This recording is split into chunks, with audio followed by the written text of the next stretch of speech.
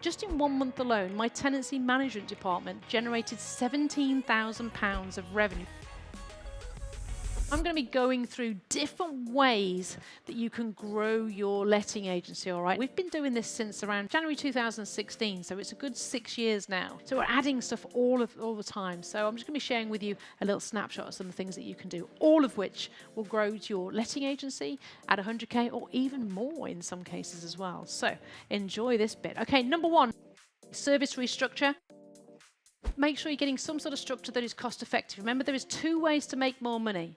Increase revenue. If you remember that chart I did, you can increase the revenue and you can reduce the costs. Those are the 2 ways to make more money. Tenant application funnel removes time and saves cost. So have a look at your cost per value per unit.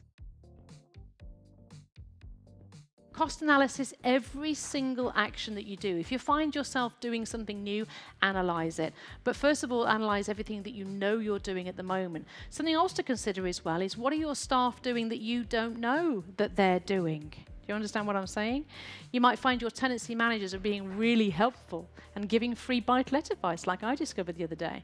Or they might be doing snagging lists, or they might be picking rubbish up or dropping keys off or whatever. You need to understand that. That's your cost. That's your time. And effectively, that's stealing your time. If you went into a shop and stole a can of beans, you get arrested for it. And yet people can steal your time and there's no consequences. So make it a thing. Start talking about it. Talking to your staff about hourly rate, about cost, about what they need to be doing and why that is stealing your time and why it can't happen. Help them to understand. It's really important that you reduce this team onboarding time. With Roper coming, it's going to get harder, it's going to get worse. We know what it's like. So we've got to look at how we can reduce that time to get staff on board. So seriously consider some sort of onboarding program. And basically you can do that by just recording you explaining how to do X, Y, Z onto a video rather than doing it every time you get a new member of staff. Stick that onto a platform. We use ClickFunnels platform, that's what we use. Create an onboarding platform to really reduce that time.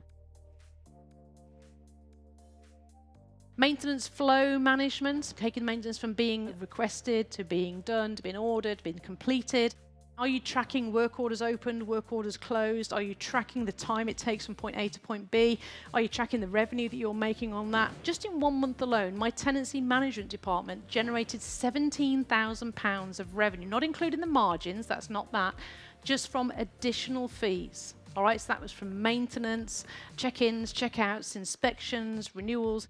£17,000 in 1 month just from extra charges. So you can make a lot of money just by making sure that you are assessing everything within your management department.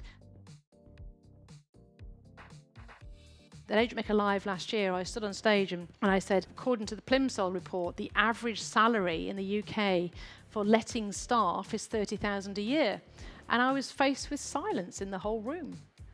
Because we're not paying staff £30,000 a year, but we should be paying staff £30,000 a year. Why aren't we? Because we've still got them, insert making the tea, picking up keys, doing free stuff for landlords, dropping off rubbish, doing all the things that don't make us any money and therefore we can't pay them more. Whereas if we could get rid of the free stuff that we shouldn't be doing and we could get VAs, outsourced workers, software to do the lower level stuff, or get a coffee machine, do the lower level stuff, that means our staff can do the good stuff, the complex stuff, the sexy stuff, and we can pay them more. So we've got to see that as a vision for the future. Higher paid, absolutely awesome members of staff, team members that are doing amazing things, supported by tech software and lower rate staff, probably from elsewhere in the world. Just by reviewing your terms and conditions every year, we find we can add £20,000 or £30,000. We just did it again last month, and we've just added another £40,000 onto our overall turnover from reviewing the terms and conditions in our branches. All right, just by reviewing them, just tweaking this a bit, and just tweaking that a bit, and tweaking this a bit, because the world has changed, there's more things to do now, and therefore we need to charge more. So every single year, review your terms and conditions. Don't just leave it. I find letting agents haven't touched their terms and conditions for 10 years, 20 years. It's scary. an hourly rate for everyone. And what that means is next time that a landlord says, can you come and drop the keys off to me? You say, yes, certainly, sir. That'll take me about an hour. It'll be £82.